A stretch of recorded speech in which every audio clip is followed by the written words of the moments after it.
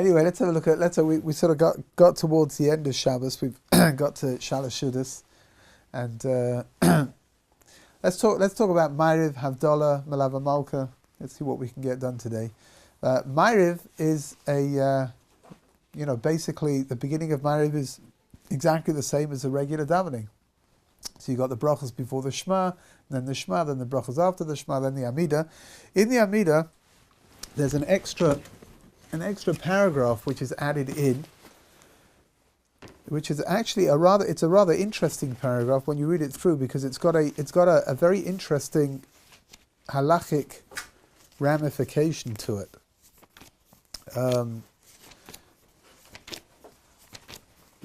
Is this you're talking from Ma'ariv? Isn't it weekday? Weekday Ma'ariv, on page 248. Well, not yours. 268.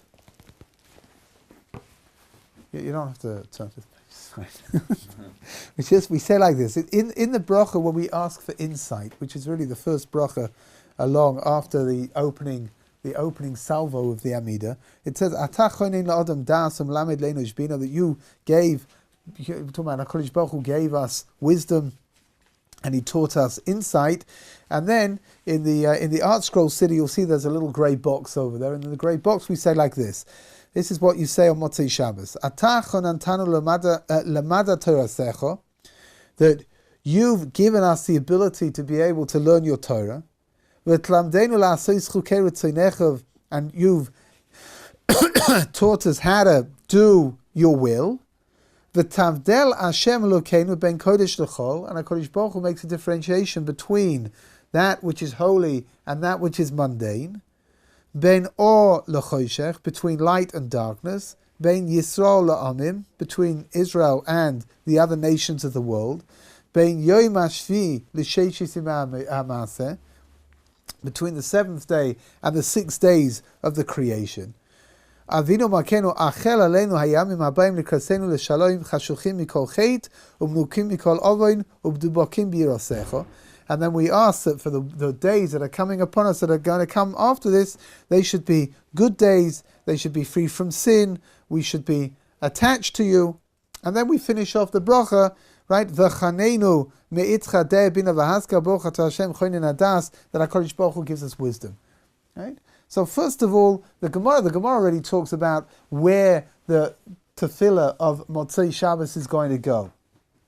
Right? Because according to one opinion, they thought maybe there should be a bracha made up of its own. Right? It should have its own bracha to herald out Shabbos. But in the end, it's put into the bracha of wisdom. And if you take a look, an awful lot of the bracha, it's very apt. It's a very suitable tefillah to be placed inside of the bracha of wisdom, because that's what it talks about. I don't know if you were paying attention, but what is missing from that extra tefillah is that it doesn't talk about Motzei Shabbos. It just says that here, if you go through it again, right, that it says V'tavdel Hashem Elokeinu ben kodesh l'chol. HaKadosh Baruch Hu made a differentiation between kodesh and chol, which is holy in the mundane, ben or l'choshech, between light and darkness, ben yisrael la'amim, between the Jewish people and the other nations of the world, ben yom hashvi l'sheishis ha'maseh, between the seventh day and the 6 days of the creation. That's it. Why do you need to mention Motzei Shabbos? Because the tefillah itself is only there in order. You should know this is a form of Havdalah. Okay. Right? If we say this, do we still need to do the Havdalah with the wine? Yeah. This takes out Shabbos. The Havdalah that you make after Shabbos with the wine is the Havdalah which allows you to be able to eat. So for you, actually, in your current state of Bamba diet, maybe you shouldn't, and then you won't be able to eat anything at all. And that for sure is a definite way of losing weight. Wine. Just ceasing to eat. Not eating Bamba? Not eating at all, anything, ever, again. Can I at least eat Bamba? I think so, because I don't think that's really has a din of being food, actually. If you ask me, that's just my personal opinion. But it's interesting, you would have thought that it would talk about Shabbos and Motzei Shabbos, right?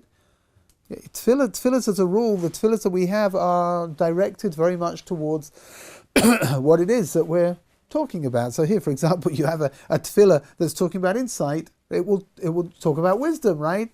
Atah choinen l'adam das, you gave human beings wisdom. Tshuva, so that the bracha of tshuva will be talking about tshuva. The bracha of slicha will be talking about slicha and refuah and health and wealth, and right. I mean, it's all pretty simple. And then all of a sudden over here we've got a tefillah, which is it's there only because it's Motzei Shabbos, and it doesn't mention Motzei Shabbos at all. Is that because it's talked about at the conclusion, or it's just not talked about at all? Period. I mean, it's not. No, it's. I mean, This says between Shabbos and Chol, it differentiates. Why do I need to say Motzei Shabbos? well, I don't think over here. I don't think it doesn't explain. All it's doing is it's mentioning in passing that HaKadosh Baruch Hu made a difference between Shabbos and the rest of the week. But it's not mentioning over here that this is the moment when we pass from one into the other. You would expect some kind of a direct connection, some kind of a direct mention, right? Because that's what we're talking about. Yeah. The practical repercussion over here, the practical ramification over here is something quite fascinating. Normally when you pray the Amidah, if you add in something which is not applicable, so let's say for example you make a mistake and you recite Ya'aleh v'Yavo for Rosh Chodesh inside of the Amidah when it's not Rosh Chodesh. So you got to go back and you've got to recite the Amidah again. You haven't fulfilled your obligation because you said something which is not right. Yeah. Right? Let's say you make a mistake and it's Yom Tov and you're reciting Ya'aleh v'Yavo and you say that you talk about Sukkot instead of it being Pesach. You got to go back and you got to daven again because what you said has got that's not right. It's not correct, right? Yeah. Over here, if a person adds in Atah Chonantanu by mistake, forgets, he's confused, whatever, and he just starts to recite it, you don't have to go back and recite the Amidah again because you haven't said anything over here which isn't true. Yeah. Right? You're not saying it is now, this second it is now Motzei Shabbos, which is why I'm reciting this, which is really the extent of what, Ya'aleh v'Yavo, right? You're saying, I'm reciting this now because it's Rosh Chodesh. No, it's not. If you said it and it's not Rosh Chodesh, then you've got to go back to the beginning. If you knowingly chose not to go back to the beginning, would that be the equivalent of Torah? Like, would that be? Yeah. Okay. All right. It's no good. You have not fulfilled your obligation. Again, what are we talking about? If we're talking about Ya'aleh v'Yavo, for example, right? The person knows that he's supposed to say it and he doesn't say it anyway, or he forgot and now he doesn't, and he doesn't want to go back and he doesn't want to repeat the Amidah again. He's got to, he's doing something which is wrong. He's sinning. There's an Indian, by the way, as an aside, but it's something which is, I guess, a little bit important. But if you forget to say Ya'aleh v'Yavo in Rosh Chodesh, at the special prayer that you say in Rosh Chodesh, if you forget to say it at night, you don't have to go back and repeat the Amidah. Tomorrow? At Ma'ariv, right? Which means that if you forget during the day, at Shachris or at Mincha, then you've got to go back and you've got to repeat the Amidah again. But you don't have to do it at night. Why is that? So the Mefoshim explain, because the korbanos that were brought at night, were brought during the day, right? And therefore we recite Ya'aleh v'Yavo Rosh Chodesh at night because it's part of the order of the way that we daven. Right, but if you didn't recite the Ya'aleh v'Yavo at night, so it's okay because at night they didn't bring the korbanos anyway. Why say it? Because it's part. You have to know that it's Rosh Chodesh, right? You need to be aware of what's going on. So I can say Motzei Shabbos, Baruch Hamavdu ben Kodesh L'chol. That takes out Shabbos. That takes out Shabbos for you, which means Baruch Hamavdu ben Kodesh L'chol. It's the same as Atah Chonantanu. It's not the same as Havdalah. Right. It's the same Right? like that. I'm not mentioning Motzei Shabbos. Yeah, interesting. Baruch Hamavdu ben Kodesh L'chol. You're not.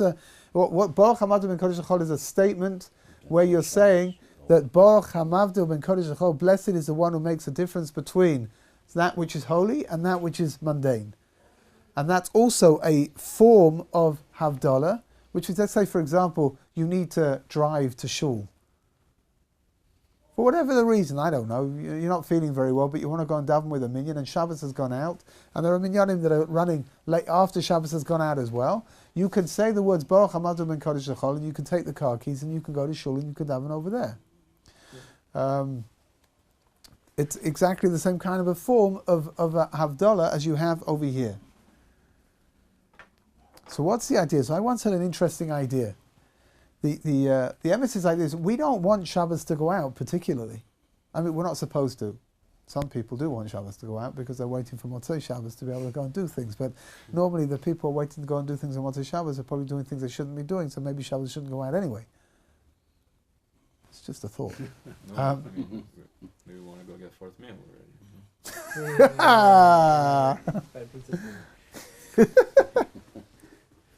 Okay, that's the positive spin of what's going on, right? The Maisa, we don't want Shabbos to go out, but there's no alternative. Shabbos goes out. Nightfall it's happened. That's it. Shabbos is going. So when we make that tefillah of Atachan and Tanu, that's going to make the transition between Shabbos and the rest of the week, we're not going to talk directly about the idea that now Shabbos has gone out and it's Motzei Shabbos. It's going to be alluded to in a very gentle way, right? Which is the same idea as Baruch Hamavdu Ben Kodesh L'Chol. It's just a very gentle way of saying Shabbos has gone out, whether we want it to, whether we don't want it to. That's what's happened, that's what's going to be. And that's because there is no direct mention over here. We've got this halacha that you're allowed, if you said it at the wrong time, then you don't have to go back. It's a Sunday morning, you're confused and you say Atachan Antanu inside of the Amida. It's fine, you don't have to go back and recite the Amida again, because if you read through it carefully, I'll try again. Read through it carefully, you'll see that you haven't said anything which is not true. Good. Okay. Well, moving on. Huh? So where does it kick in?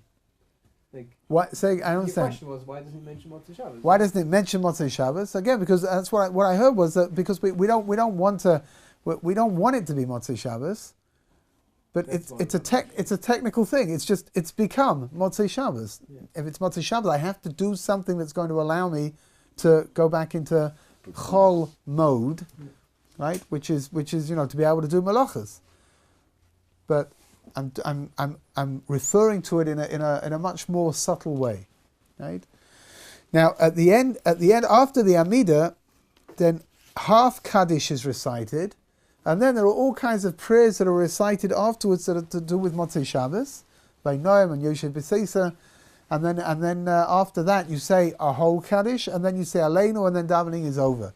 Just something you need to know as a just a sort of like a practical thing. Whenever there's a Yom Tov that falls in the week, so you don't recite the extra prayers, the extra Motzei Shabbos prayers that are normally recited.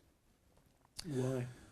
Why is that? Because any week that the tefillahs that you're reciting on Motzei Shabbos, those extra ones of Hinoam and Yosef B'Seisa, are being recited in order that we should have a week's worth of activity that's going to be productive.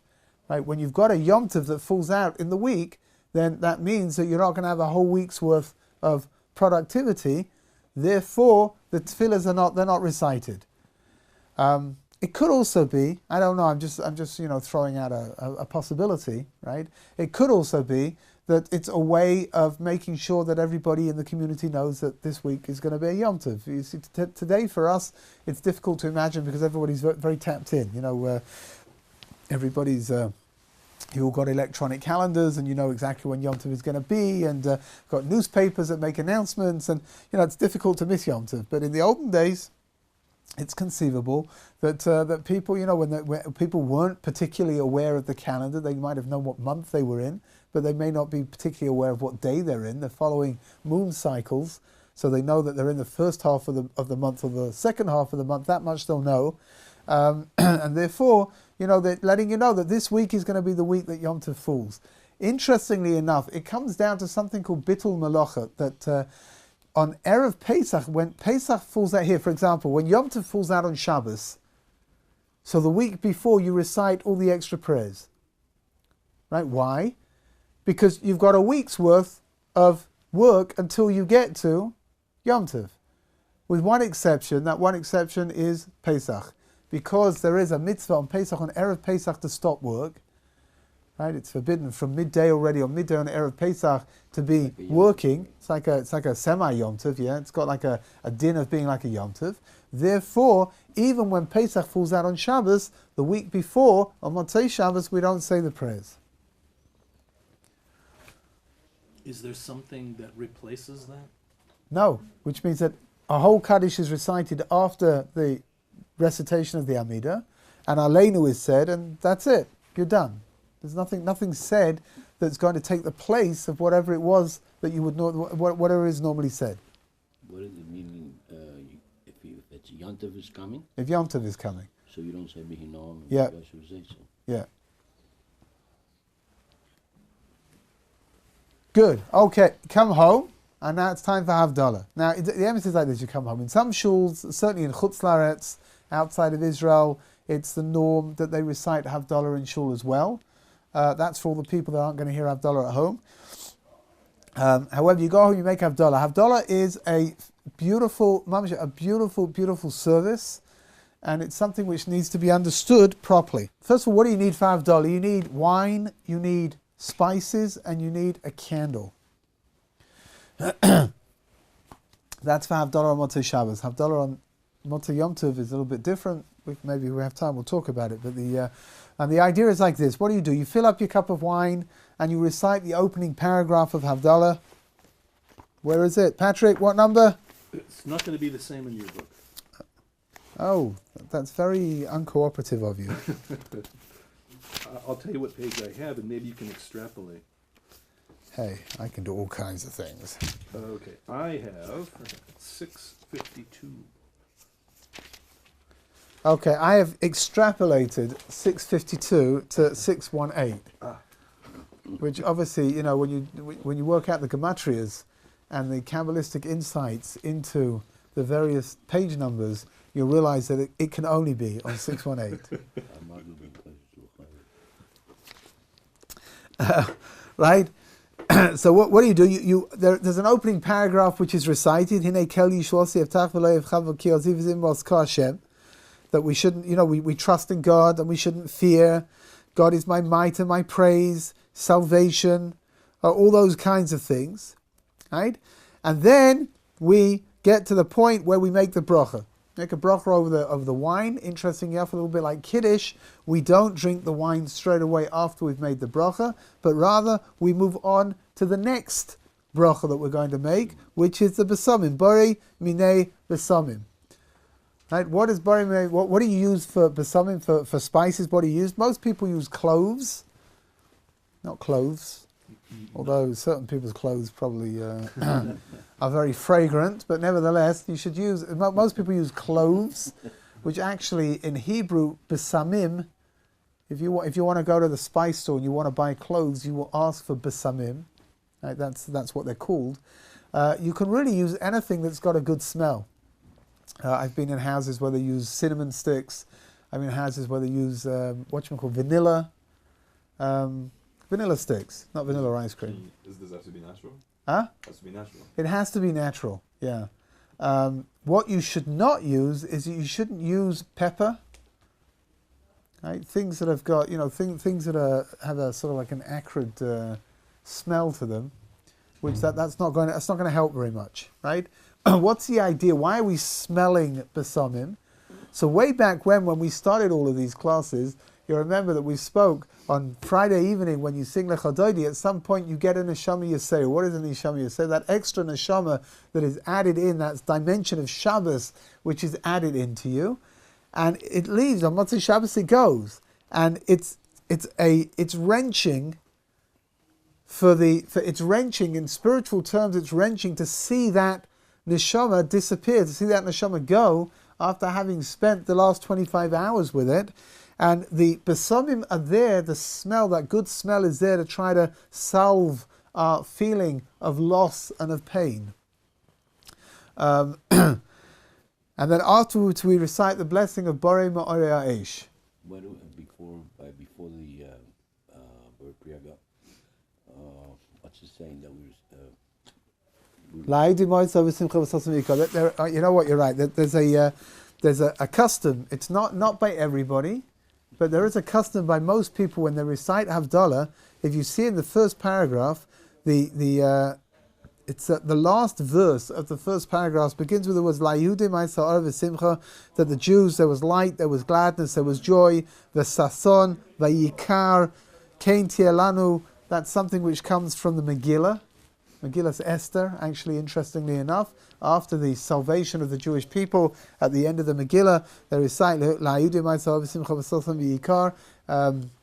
It's got different tunes that go together with it as well. How come some say, most of the time I know, we said wherever I go, I know everybody says it. And, Yeah, I don't know. I've been in places where they don't say it. I mean, it could. I don't know. I don't know where the custom. I don't know where the custom grew up that you do say it. I don't know where the custom came that you don't say it. Why do we say it? Why do we say it over here? Because again, we're moving from Shabbos, which is considered to be moments of light, into the week, which is considered to be spiritually a darker place to be.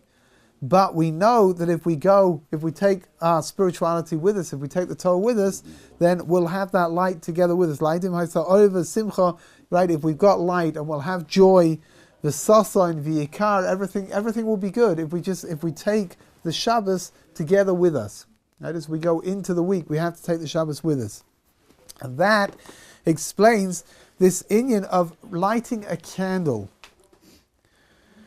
It says, we say, Borei Ma'orei. So first of all, the Gemara learns that your Havdalah candle has to have at least 2 wicks.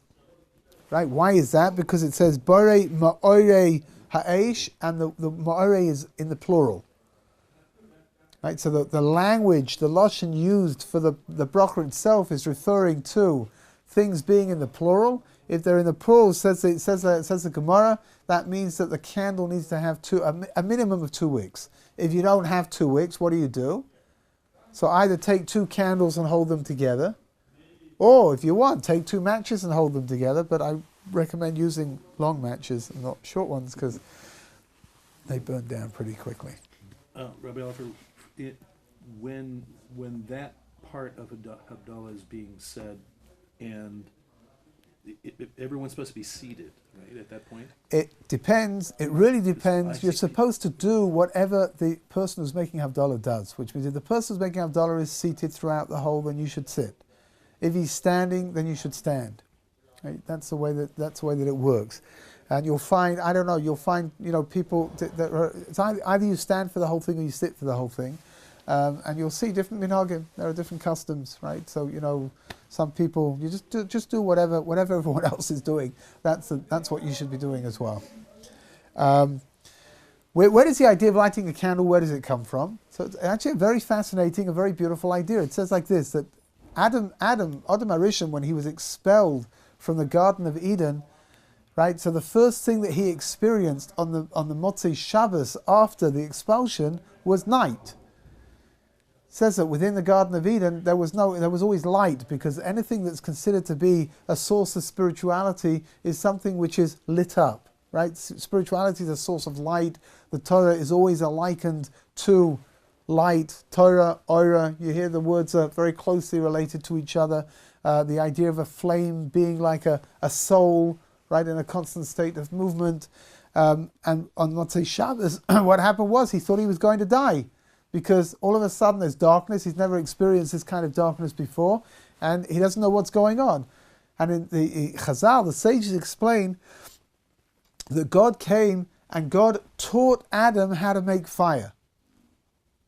Took 2 pieces of stone, flint, and banged them together in order to make sparks, and the sparks lit something, and from there he was able to learn how to make fire in order to be able to live inside of the new reality. The new reality post Gan Eden, post the Garden of Eden, is one which is going to involve the sort of like the more normative physical barriers that we have, right? So nighttime, if you don't have light at night, you can't see. So it says like this, that on Motzei Shabbos we have a little reenactment over here. We also light a flame in order to reconnect to that moment when HaKadosh Baruch Hu showed Adam Harishon how to make fire. What's the pshat? What's the depth over here?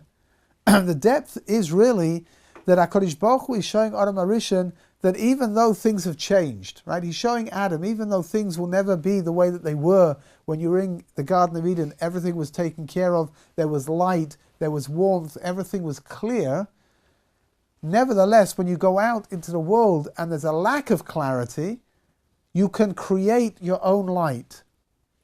Right? Which means that by learning Torah and by living a life that is centered around the spiritual dimensions, we can create our own light within the week, even though, right, even though we don't, even though we don't have access to the original light that HaKadosh Baruch Hu gave us, nevertheless, we can create that light and we can live within that. We're leaving Shabbos. Shabbos is a time of tremendous spiritual potential. We're going into the darkness of the week. And one of the things that we do over there is that we light a light in order to be able, we light a candle in order to be able to show ourselves that we can create our own source of light if we follow what HaKadosh Baruch Hu wants us to do within the week as well. It's a very beautiful idea. However, like with most things, when you make a bracha, you need to do something. So when you made a bracha over the spice, so you smell the spices afterwards. When you make a bracha over the light, you have to do something in order to get benefit from the light. So the custom is to look at your fingernails in the light of the candle, to look at the reflection in order to get some kind of a benefit over that, in order to be able to make the bracha. Right? What you'll see in many places, and Mishnah Berurah says that when you come to do it, you should put your thumb like that, and you should look at your fingernails like this. You shouldn't look together with your thumb. Obviously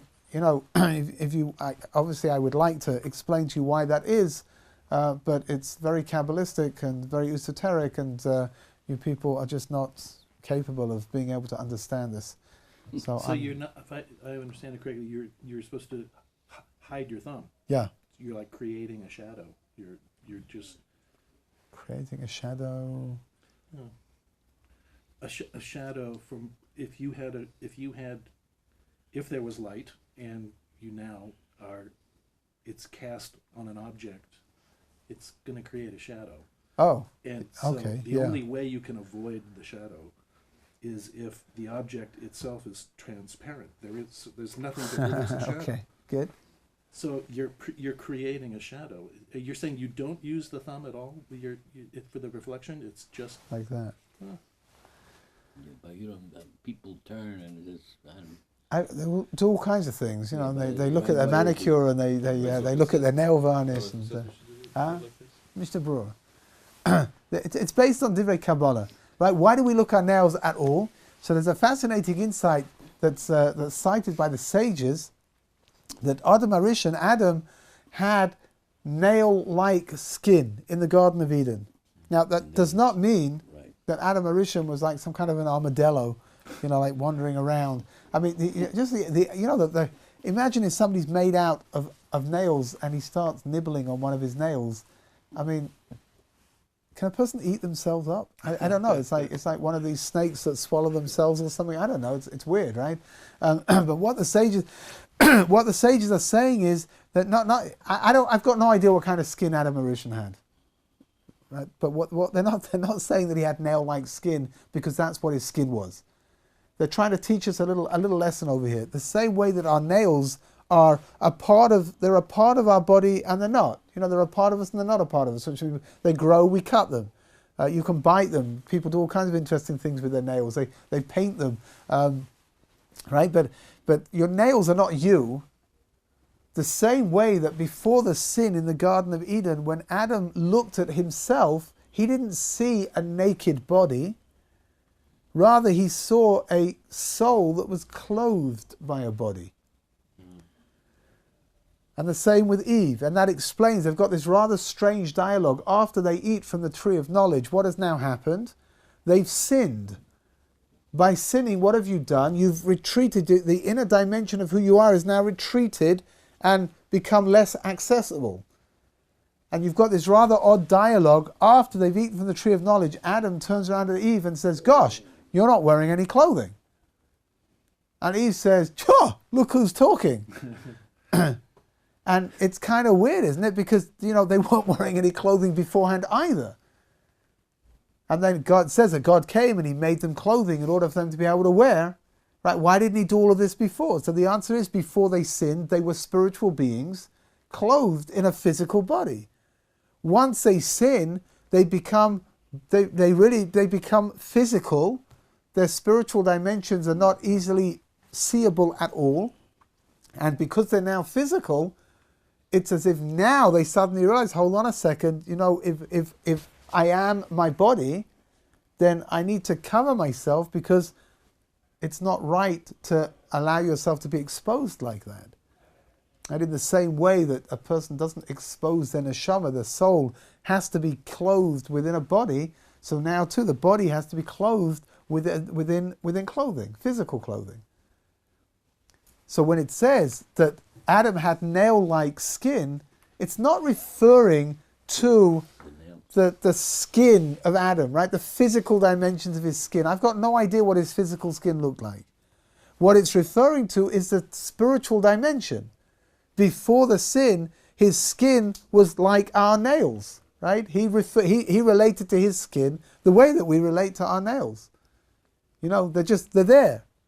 I mean, they're fulfilling an important job because you've got nerve endings at the end and it's making sure that you can function over here. But it's not, somebody will ask you, what is your most important feature, right? If you were to say your nails, I mean, that's pretty sad, right? Because your nails, they're like a peripheral part of who you are. And hold on a second, that was the way that Adam referred to his body. That's how he related to his body before he sinned. After he sinned, everything is different. On Shabbos, what do? On Shabbos, we return to HaKadosh Baruch Hu, right? On Shabbos, we build up our relationship. Here, we've spoken about this on many occasions. Shabbat, from the Lashon Lashuv. It comes from the language to come back, to return. Teshuvah is it's the same, coming from the same root as well. Teshuvah is, what does it mean to repent? Truly to repent, what does it mean? To come back to Hashem, right? To return to Hashem. On Shabbos, we return to Hashem. On Motzoi Shabbos, when we're heralding the end of Shabbos and we're going through the ceremony of Havdalah, what do? We look at our fingernails to remind ourselves of the potential that we have if we would utilize it properly. Which means within that light that we've just created of Motzoi Shabbos, within that recognition that we can be spiritual beings during the week as well if we work at it, we then look at our fingernails just to realize that, you know what, we too could also be fingernail, right? We could have skin like nails if we would just draw ourselves upwards. The candle by itself has a spiritual significance. That's the physical, and then it turns into something like light. And how our nails, and Adam's skin being like a nail, but actually Adam's skin was like light, right? Or interesting. That's why we were able to see it as well. But when we see the reflection of that spiritual thing on our nails, it's a reminder of who we are. Absolutely. It's the most incredible blending together of the light, which is spiritual, reflecting on the physical. You hear the symbolism over here, which means it's there. We can have it. We really can. It wouldn't reflect on our skin, but on our fingernails, it will reflect because they've got a sheen to them. Yeah. I mean, if you really want to sort of move off into the realms of more Kabbalistic concepts, it's interesting that your fingernails are made of the same material as your hair is made of. Keratin. Gelatin. Gelatin. Keratin. And it's fascinating because our Rizal talks about the concept of hair and the symbolism of hair and the spirituality of hair. Oh, wow. Right? And one of the ideas that the hair of the beard are considered to be conduits that draw you back up to HaKadosh Baruch Hu. The Nazir, one of the things that the Nazir did was to shave himself entirely and offer up his hair as an offering to God. Like the idea of hair has got a very spiritual significance to it, and it's fascinating that your fingernails, even though they don't bear any resemblance, but they're made from exactly the same material.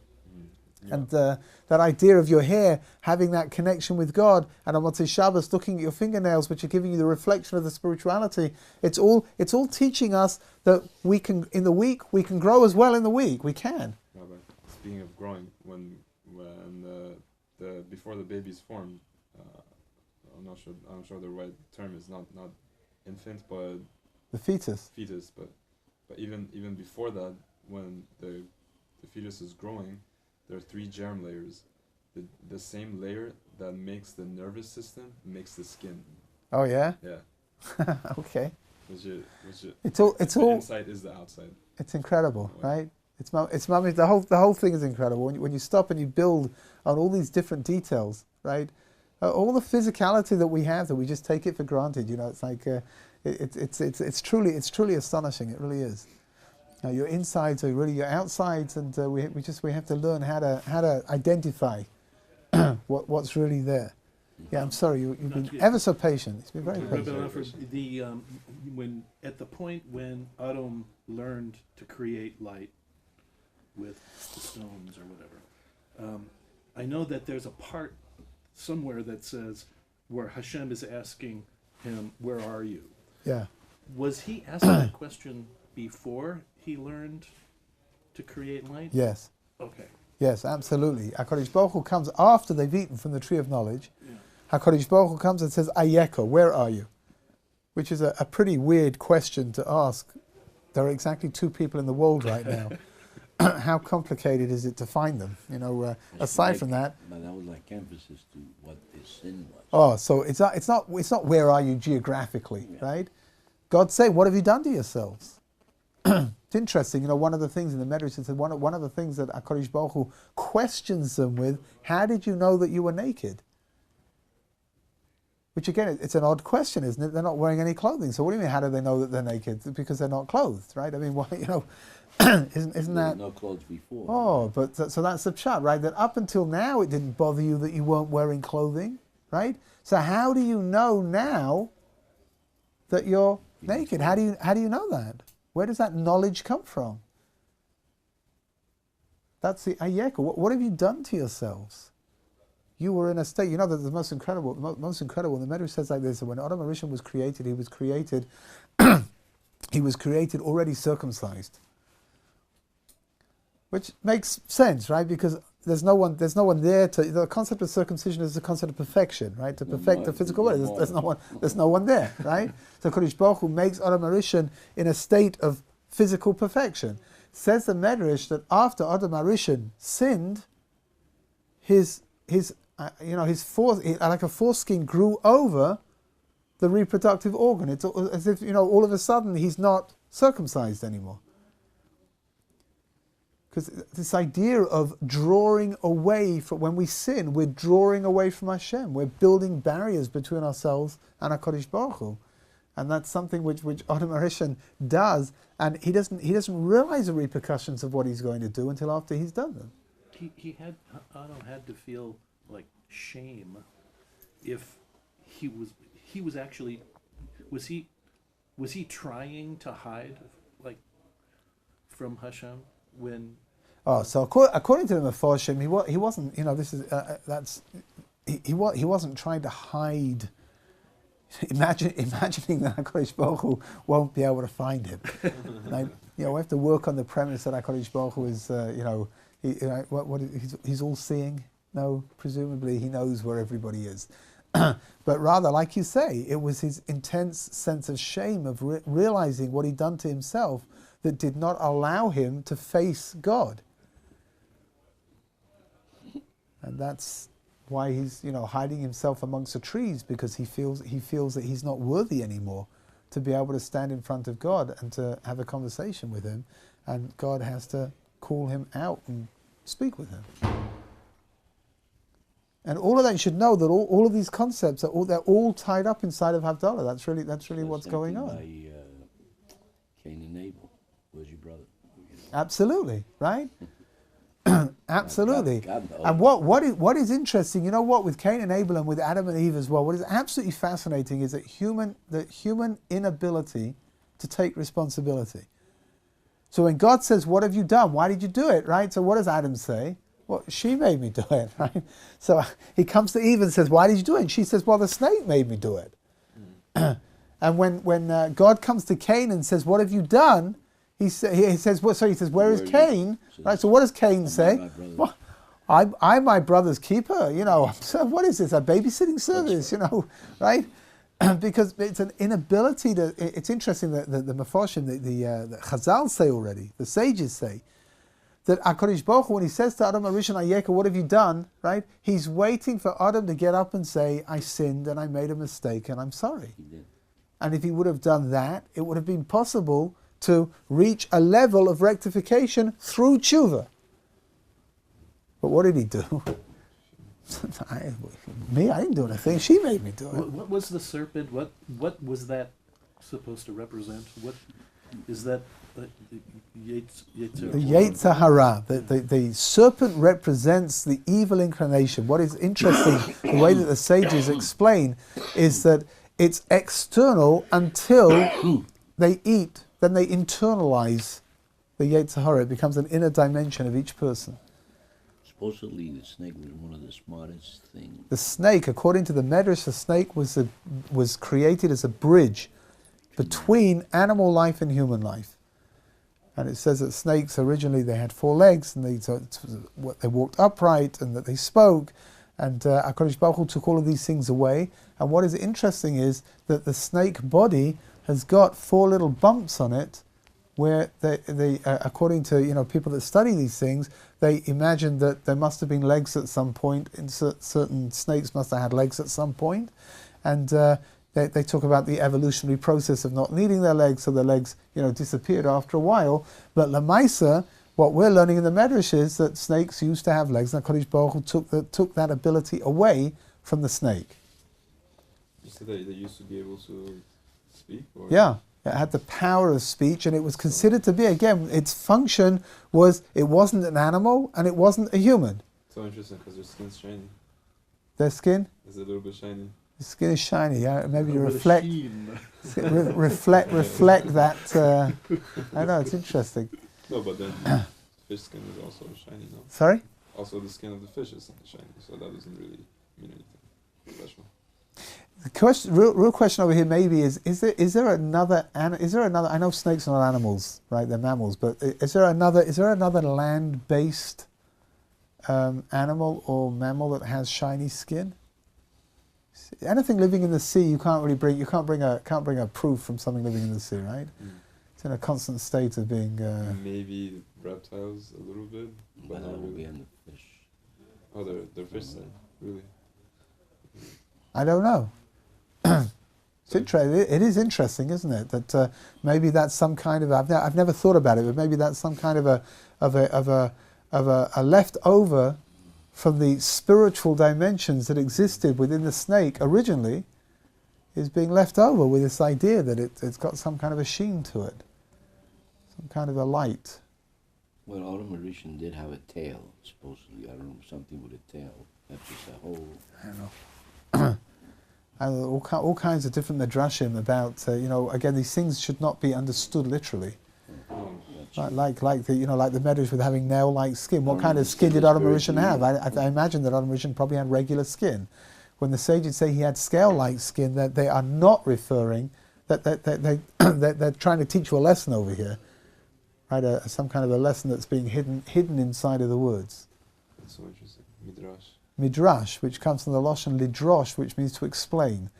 And interesting enough, if you look at various writings, introductions to what midrash really is, so midrash is lessons that are being taught by the rabbis, hidden inside of parables and inside of all kinds of, sometimes very strange stories, because they don't want these lessons to be accessible to everybody. Does midrash kind of have a Kabbalistic flavor to it? Very much so. There are four levels of understanding. What's called the Pardes. There are 4 levels of understanding Torah. There's something called Pshat, which is what you read is what there is. Then you have Drash, then you have Remez, which is the hints behind the words, and then you have Drash, which is Midrash. That's where it's coming from. That's the deeper levels, and then right at the bottom you've got something called Sod, which is the secrets.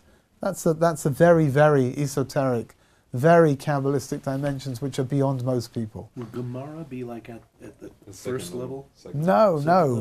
Gemara will wend its way between certainly the first 3 levels, that's for sure, of Pshat, Remez and Drash. There's lots of midrash inside of Gemara, right? What are called agadatas in the Gemara, where the sages are trying to teach her. They teach her the most astonishing lessons that are camouflaged by stories and happenings, and some of these things are very bizarre, right? And some of them are contradictory, and some of them are just plain strange, right? Take the Mamluis. That's already much later. But Mamluis was an absolute expert in identifying and understanding Agadata. He actually lived in Gibraltar. What was his name? Can't remember. It's up there somewhere. No. Shimon something, but if I remember correctly. But he goes sometimes. Yeah, for sure. World of worlds. Anyway, just as a word of caution, very often when people get up and they start to speak and they'll mention a medrash, and you'll see people's eyeballs rolling. Oh, medrash, But there are rabbis who say, like, when you ask them, like, what does that mean? They're like, literally, they say that's what it means. They don't explain it. Yeah. So there's a very important Rav Sadia Gaon says that medrash that can be understood literally, so you can understand it literally. But medrash which can't be understood literally, don't try to understand it literally. Right. So over here with Adam Arishon, are the sages really saying that he had nail-like skin? I don't think so. It probably had like spiritual properties that manifest themselves physically. So which means that if I could see your neshama, your body would shine, right? Exactly. Like it says by Moshe Rabbeinu that his face shone, he had to wear a veil, right? Why is that? Because his neshama was just spilling out. The spiritual light was just just pouring out everywhere, right? Which means that if a person could walk around clothed in his body, his neshama clothed in his body, it would glow. Your body would glow a little bit like your fingernails do when you look at them in the reflection. Right? What kind of body did Adam Arishon have? I don't have a clue. I just don't. But that's not what the sages are not trying to say, that here, take this literally, that's the only way to understand it, that he had nail-like skin. There's a very, very important message behind it. Yeah, I remember reading somewhere it said where there is divine foreknowledge, like in the presence of divine foreknowledge, there can be no free will. For sure. Moshe Rabbeinu has no free will.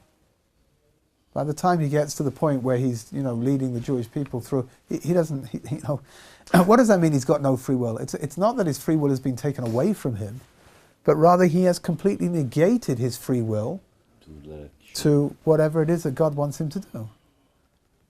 So he really is a reflection of the source. Absolutely, and that's why he reflects that the light is pouring out of him. And that's also why, by the way, why does he have to wear a veil? Wouldn't it be neat to be able to see Moshe Rabbeinu's face? So the answer is no. We would be scared stiff to see that kind of spirituality. It would scare us. Why would it scare us? Because we all know that that's what we're supposed to look like as well. But we don't, because we're stuck inside of we get caught up within the physical barriers, and we don't always do what we're supposed to do. Or like diamond and dirt. Speak for yourself. Rabbi, talking about psumim, Shabbos, let's say Shabbos Chalamoid, Sukkos. Can I make the boirim psumim from the esrog?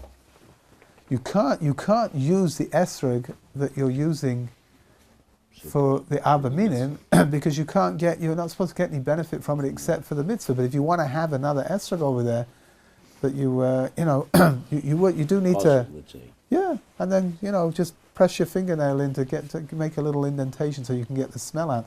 It smells beautiful, that's for sure. We're going to stop over here in Mitzvah Hashem. Everyone should have a wonderful Shabbos. It should be a Shabbos without any terrible things happening in Mitzvah Hashem. And Mitzvah Hashem, right? We're moving into a new Chodesh.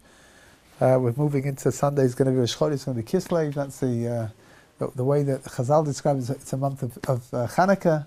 Maybe when we finish up Shabbos, maybe we should talk about the laws of Chanukah. See what we can do over there. But Emit Hashem, Kislev is the beginning.